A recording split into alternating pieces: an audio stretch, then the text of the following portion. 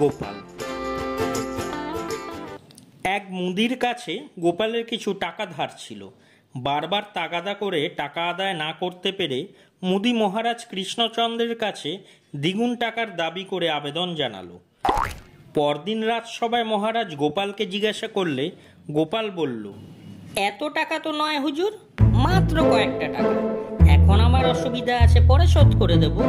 তা কত টাকার দাবি করেছে? মহারাজ বললেন, 10 টাকা। গোপাল কিছু বলছে না দেখে মহারাজ বললেন, গোপাল, তুমি বরং কিস্তিবন্দি করে টাকাটা শোধ করে দাও।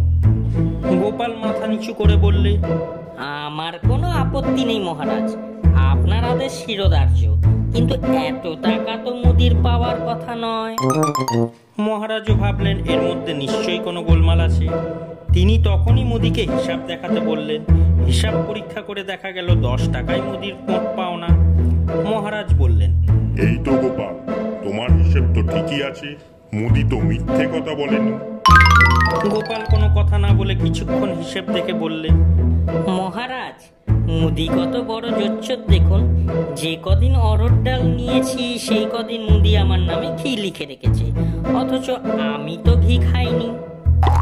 মুদি তখন বললে, হুজুর, ঘি ছাড়া কি অরহর ডাল খাওয়া যায়? কৃষ্ণচন্দ্র রাজা লোক, তিনি মুদির কথাই বিশ্বাস করলেন এবং 10 টাকা দেনাই সাব্যস্ত করলেন। গোপাল কি আর করবে, অনেক কষ্টে মুদির 10 টাকা দেনা শোধ করল। কিন্তু মুদির ওপর তার রাগ রইল।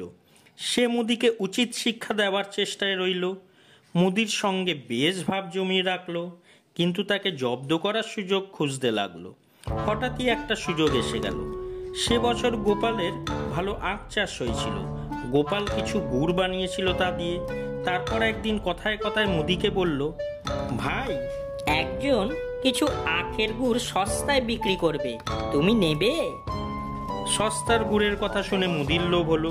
সে রাজি হয়ে গেল এবং গোপালের হাতে নগদ টাকা দিয়ে কয়েক টিন গুড় কিনে নিয়ে গেল দোকানে।